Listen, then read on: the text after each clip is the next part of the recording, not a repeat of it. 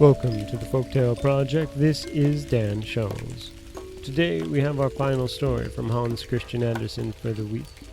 We've wrapped up so far The Snow Queen, which was a 7-part tale, as well as revisited a story, The Leapfrog.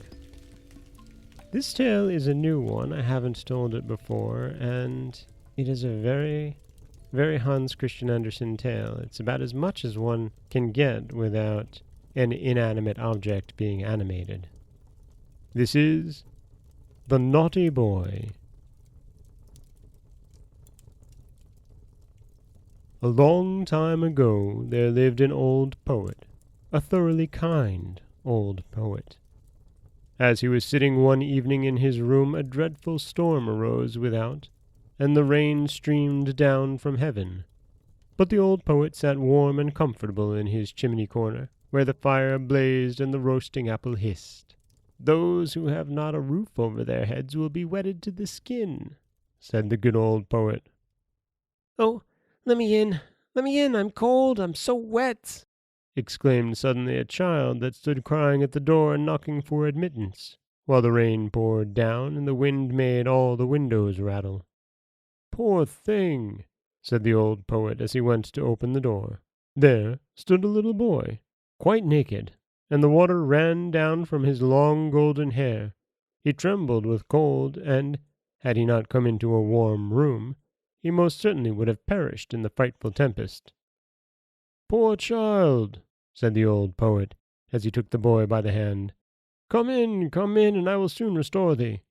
Thou shalt have wine and roasted apples, for thou art verily a charming child." And so the boy was, really. His eyes were like 2 bright stars, and although the water trickled down his hair, it waved in beautiful curls. He looked exactly like a little angel, but he was so pale, and his whole body trembled with cold. He had a nice little bow in his hand, but it was quite spoiled by the rain, and the tints of his many-colored arrows ran one into the other. The old poet seated himself beside his hearth, and took the little fellow on his lap. He squeezed the water out of his dripping hair, warmed his hands between his own, and boiled for him some sweet wine. Then the boy recovered, his cheeks again grew rosy, he jumped down from the lap where he was sitting and danced around the kind old poet. "You are a merry fellow," said the old man. "What's your name?" "My name is Cupid," answered the boy. "Don't you know me? There lies my bow. It shoots well, I can assure you. Look, the weather is now clearing up, and the moon is shining clear again through the window." "Why, your bow is quite spoiled," said the old poet. "That was sad indeed," said the boy, and he took the bow in his hand and examined it on every side. "Oh, it is dry again, and is not hurt at all. The string is quite tight. I'll try it directly." And he bent his bow, took aim, and shot an arrow at the old poet right into his heart. "You see now my bow is not spoiled," said he, laughing, and away he ran. The naughty boy, to shoot the old poet in that way, he who had taken him into his warm room, who had treated him so kindly, and who had given him warm wine and the very best apples. The poor poet lay on the earth and wept, for the arrow had really flown into his heart. "Fie," said he, "how naughty a boy Cupid is! I will tell all children about him, that they may take care and not play with him, for he will only cause them sorrow and many a heartache." And all good children to whom he related this story took great heed of this naughty Cupid.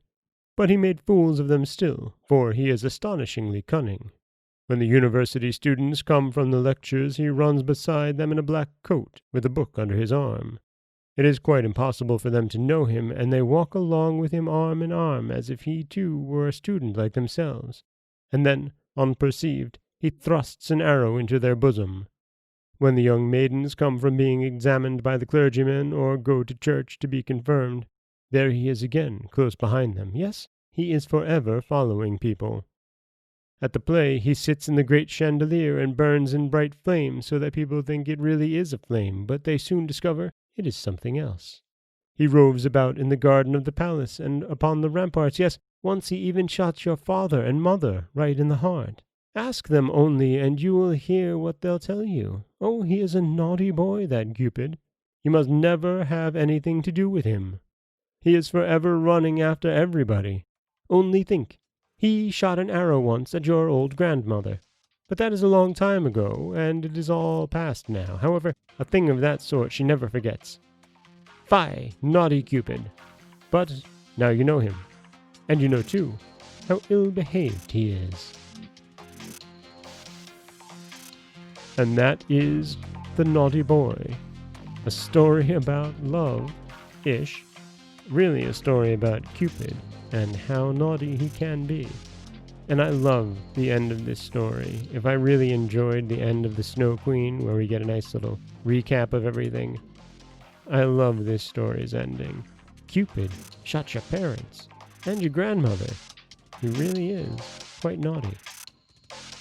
This is Dan Scholes for the Folktale Project. Don't forget that you can subscribe to the podcast on Apple Podcasts, Stitcher, Google Play, Overcast, anywhere you like to get your podcasts. You can follow us on Twitter at Folktale Project.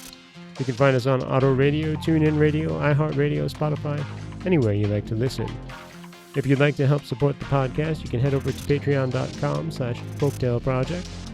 And you can always head over to folktaleproject.com, where you'll find a new story waiting for you every Monday, Wednesday, and Friday. Next week, we'll be back with 3 new tales. As always, thank you so much for listening.